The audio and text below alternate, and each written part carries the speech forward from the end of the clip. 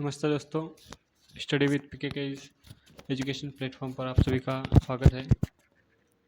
आशा करता हूँ आप भी स्वस्थ होंगे, मस्त होंगे और आपकी तैयारी शानदार चल रही होगी। तो इसी कड़ी में मैं आपकी तैयारी को और मजबूत करने के लिए कंप्यूटर का दूसरा पार्ट लेके आ गया हूँ, जिसमें हम आज और एमसीक्यूज़ करेंगे ताकि आपकी कंप्यूटर की थ्योरी जो है वो पूरी क्लियर हो जाए। ठीक है, तो दोस्तों इसी तरह हम कंप्यूटर के जुड़े सारे के सारे प्रश्न जो है जो वो आपको यहाँ पर हमारे चैनल पर मिल जाएंगे, हम करवा देंगे ताकि आपका किसी भी भर्ती में, चाहे वो राजस्थान पुलिस की हो, 4th ग्रेड की हो या आगे आने वाली पटवारी वीडियो जैसी कोई भी भर्ती हो, बड़ी भर्तियाँ, उनमें कंप्यूटर का आपका एक भी प्रश्न उससे बाहर नहीं जाना चाहिए। इसलिए पूरी कंप्लीट थ्योरी के साथ एमसीक्यूज़ करवा रहे हैं। तो आप भी चैनल के साथ बने रहिएगा और अगर पसंद आए हमारी एमसीक्यू सीरीज़ तो लाइक, शेयर और सब्सक्राइब जरूर कीजिएगा। चलते हैं अब अपनी वीडियो को शुरू करते हैं। ठीक है, तो दोस्तों पहला प्रश्न है। आप प्रश्न चालू करने से पहले मैं एक थ्योरी जो आपका है वो क्लियर करवा देता हूँ कि ये जो आपको स्क्रीन पर दिख रहा है कंप्यूटर, इसकी सामान्य जानकारी। कंप्यूटर शब्द की उत्पत्ति जो है वो ग्रीक भाषा के शब्द कंप्यूट से हुई है। ये प्रश्न लगभग प्रश्न पूछा जा सकता है कि कंप्यूटर भाषा का जो शब्द है उसकी उत्पत्ति कहाँ से हुई है, तो ये ग्रीक भाषा का शब्द है और जो इसका मूल शब्द है वो है कंप्यूट। और इस कंप्यूट शब्द का अर्थ होता है गणना करना। ठीक है, कंप्यूटर को हम हिंदी में संगणक भी कहते हैं या फिर इसको संगणक भी कहा जाता है। ठीक है, कंप्यूटर को हम याद रखिएगा संगणक भी कह सकते हैं। ठीक है, ये प्रश्न आएगा तो आपको कंफ्यूज बिल्कुल भी नहीं होना। ठीक है दोस्तों, अब अपने क्वेश्चन पर चलते हैं। और पहला प्रश्न अपना ये रहा। पहला प्रश्न कि एमएस वर्ड में पूर्ववत या अंडू करने के लिए किस शॉर्टकट कुंजी का उपयोग किया जाता है। मतलब दोस्तों एमएस वर्ड में अगर हम किसी भी कमांड को करते हो उसे अंडू करना, अगर वापस लेना है तो हम उसके लिए कौन सी शॉर्टकट की का उपयोग करेंगे। तो क्या Ctrl+Z करेंगे या Ctrl+N करेंगे या Ctrl+Y करेंगे। तो दोस्तों अगर हम एमएस वर्ड में किसी भी कमांड को वापस लेते तो उसके लिए हमें कमांड देनी होगी Ctrl+Z। तुम किसी भी कमांड को अगर एमएस वर्ड में वापस लेना चाहते हैं तो हमें Ctrl+Z का उपयोग करना पड़ेगा। ठीक है, तो इसका ऑप्शन नंबर ये हो जाएगा सही आपका। चलते हैं आगे प्रश्न में।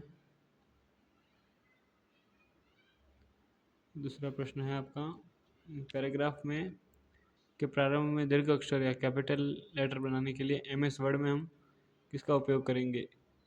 एमएस वर्ड में हम पैराग्राफ का पहला जो लेटर है उसको कैपिटल बनाने के लिए किसका उपयोग करेंगे। इंसर्ट ऑब्जेक्ट का करेंगे, इंसर्ट वर्ड आर्ट का करेंगे। तो इसका ऑप्शन आपका हो जाएगा answer number D, insert plus drop cap. ठीक है, ये आपका ऑप्शन हो जाएगा इंसर्ट प्लस ड्रॉप कैप। ठीक है दोस्तों, ऑप्शन नंबर डी सही हो जाएगा। आगे वाला प्रश्न पे चलते हैं। आगे प्रश्न है दोस्तों आपका कि विश्व का पहला कंप्यूटर क्या सुपर कंप्यूटर क्या था, मतलब कौन, उसका नाम क्या था। विश्व के पहले सुपर कंप्यूटर का नाम क्या था। तो इसमें आपका ऑप्शन हो जाएगा ऑप्शन नंबर ए CDC 6400 या 6400 बोल देंगे आप तो भी चलेगा, CDC 6400। ठीक है, ये आपका हो जाएगा विश्व का पहला कंप्यूटर। चलते हैं आगे पे अगले वाले प्रश्न पे अपने की। ये प्रश्न है आपका दोस्तों कि एप्लीकेशन सॉफ्टवेयर को क्या कहा जाता है। जो अपने किसी भी कंट्रोल या फिर मोबाइल में है, पीसी में है, उसमें जो एप्लीकेशन सॉफ्टवेयर होते हैं उनको क्या कह सकते हैं हम, या क्या कहा जाता है। क्या यूटिलिटीज़ कहते हैं, सिस्टम सॉफ्टवेयर कहते हैं, या सर्वर कहते हैं, या फिर एंड यूज़र कहते हैं।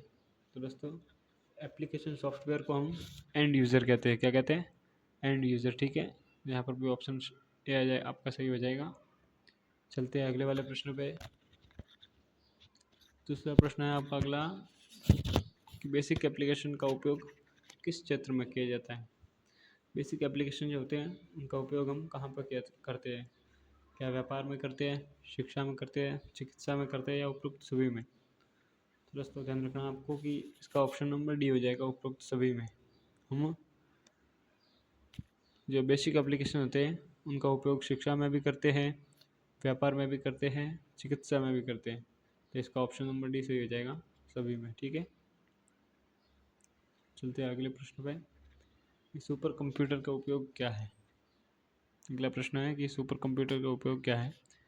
तो सुपर कंप्यूटर उपयोग क्या मौसम की भविष्यवाणी करना है, भूकंप की जानकारी देना है, संचार की जानकारी देना है, या फिर उपयुक्त सभी। तो दोस्तों सुपर कंप्यूटर का उपयोग हो जाएंगे या उसके कार्य हो जाएंगे, मौसम की भविष्यवाणी करना भी है, भूकंप की जानकारी भी देगा और संचार को संचालित भी करेगा। तो ऑप्शन नंबर डी सही हो जाएगा इसका। सुपर कंप्यूटर ये सारे काम करता है। ठीक है दोस्तों, चलते हैं अगले वाले प्रश्न पे। तो पहला ये अपना अगले वाला प्रश्न है कि पहली पीढ़ी के कंप्यूटर किस पर आधारित थे? पहली पीढ़ी के कंप्यूटर किस पर आधारित थे? ठीक है दोस्तों, क्या पहली पीढ़ी के कंप्यूटर वैक्यूम पर आधारित थे, ट्रांजिस्टर पर आधारित थे, जनरेटर आधारित थे, या फिर माइक्रोचिप पे?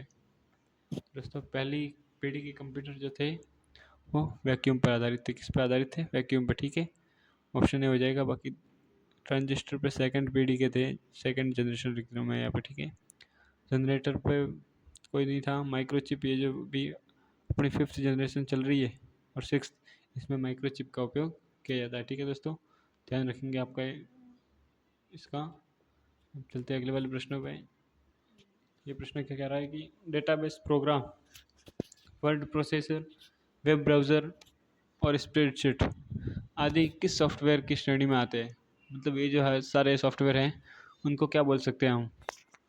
Database program, word processor, web browser या स्प्रेडशीट, इनको हम क्या बोल सकते हैं? एप्लीकेशन सॉफ्टवेयर बोल सकते हैं, ऑपरेटिंग सिस्टम बोल सकते हैं, डिवाइस ड्राइवर, या फिर यूटिलिटीज़।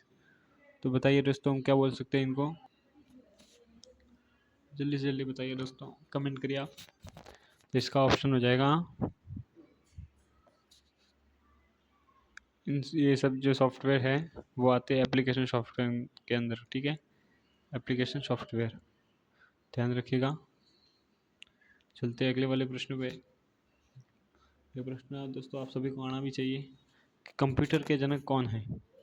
कंप्यूटर के जनक कौन है बताइए आप सभी।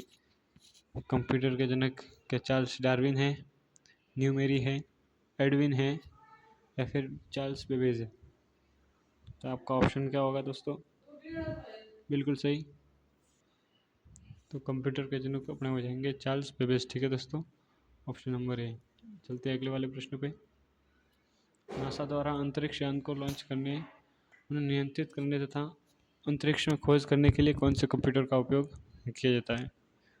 तो बड़े बड़े जो फर्म जैसे नासा वगैरह हो गए, ये कौन से कंप्यूटर का उपयोग करते हैं? क्योंकि इनको अपनी जो सेव करने के लिए या फिर प्रोग्राम सेट करने के लिए बहुत ही ज़्यादा रैम उसकी ज़रूरत पड़ती है। ये छोटे मोटे कंप्यूटर है जब इन्हें रन नहीं कर सकते, इसके लिए उन्हें चाहिए सुपर कंप्यूटर। क्या चाहिए? Super computer. इसलिए नासा और बड़ी बड़ी कंपनियां किसे सुपर कंप्यूटर जो है इसी का उपयोग करती है। ठीक है दोस्तों।